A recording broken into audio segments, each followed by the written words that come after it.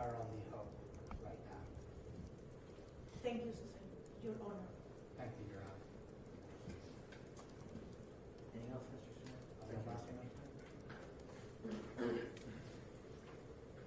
All right. Ms. Candelaria, you might as well stand up.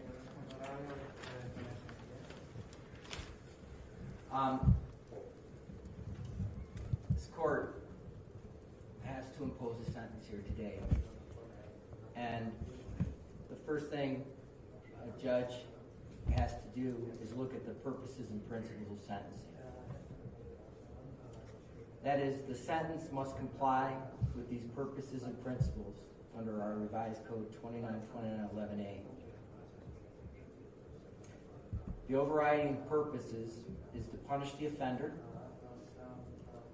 and protect the public from future crime by this offender and others, using the minimum sanctions that the court determines accomplishes this purpose without imposing an unnecessary burden on state or local government resources.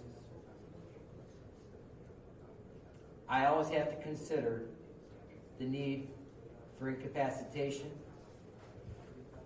deterrence, rehabilitation, and restitution. The sentence should be commensurate with and not demeaning to the seriousness of the offender's conduct, its impact on the victims, and consistent with sentences for similar crime by similar offenders.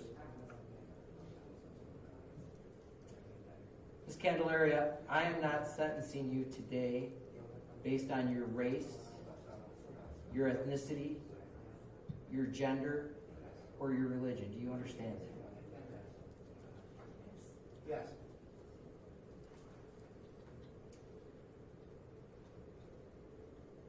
I sat here, listened, and I'm looking in the back of this courtroom, and I think of Dr. Mooney's statements to me, Sergeant Detective Teresa Gomez, and Detective Powell, and these three experienced, very talented, hardworking individuals all called this one of the most horrific cases they've ever seen. I look in the back of this courtroom and I see law enforcement, I see individuals who have worked on this case, who are here because it's also affected them and how horrific this crime is. It stunned people across this world because it defies one of the basic human responsibilities.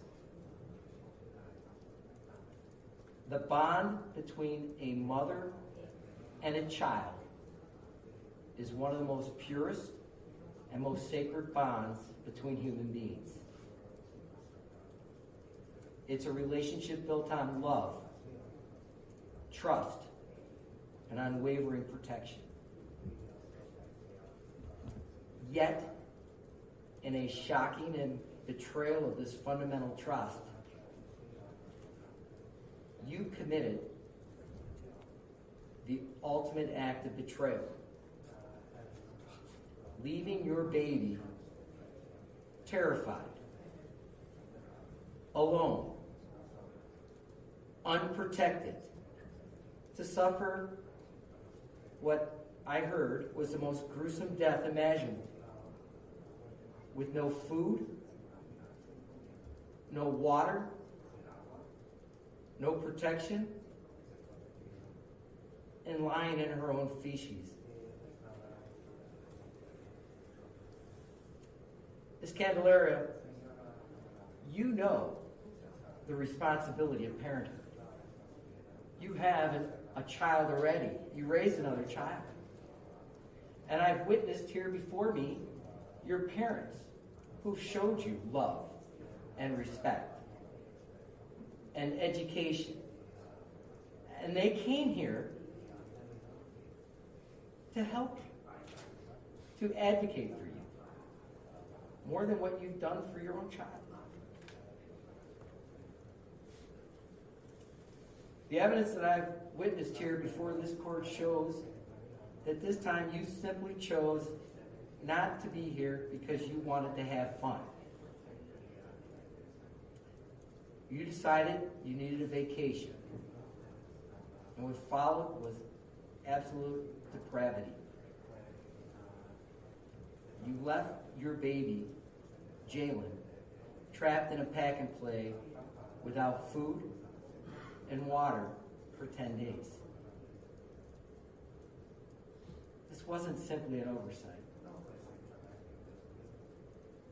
You could have saved Jalen's life many times. You could have found someone to watch her while you were gone. You could have taken her with you. While you were in Detroit or Puerto Rico, you could have called someone in Cleveland and told them that Jalen needed help. Dr. Mooney indicated that rigor mortis was found when they found her, which means she didn't die that long before you came home. Think about that. Despite all of her suffering, that little baby persevered, waiting for someone to save her. And you could have done that with a simple phone call. Instead, I see photos of you on a beach while your child was eating her own feces in an attempt to survive. Photos mean something. And I'm well aware of mental health, but didn't look like you were too concerned about your child. As if that wasn't bad enough, you extended your stay in Detroit without regard to Jalen, alone, in pain, clawing her face in distress from the exhibits I just looked at, trapped in a tiny prison that you left her in. When you got home, you knew enough to start lying. You concocted story after story, trying to hide what you did. You even put pants on her, but you couldn't hide the absolute horror and filth that she spent the last days of her life in. You still didn't get it. I hear this morning that you went out and managed to go out with someone that you were with, and he was too upset to eat, but you weren't.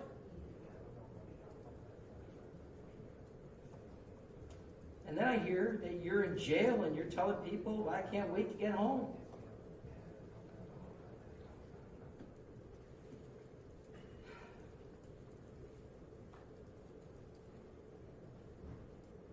I look at remorse.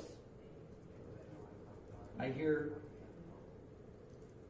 except for the acceptance of responsibility, no remorse.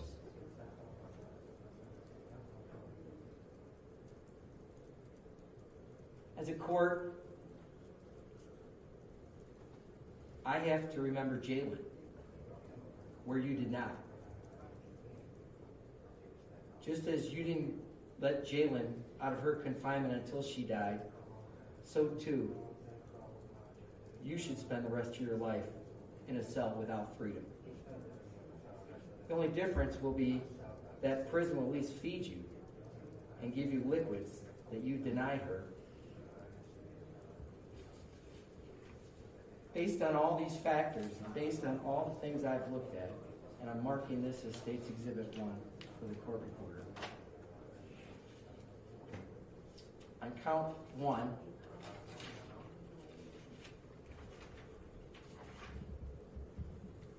aggravated murder, I'm going to sentence you to life in prison without the possibility of parole.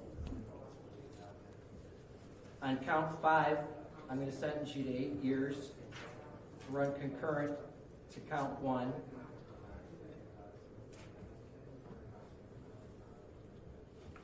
I'm going to tell you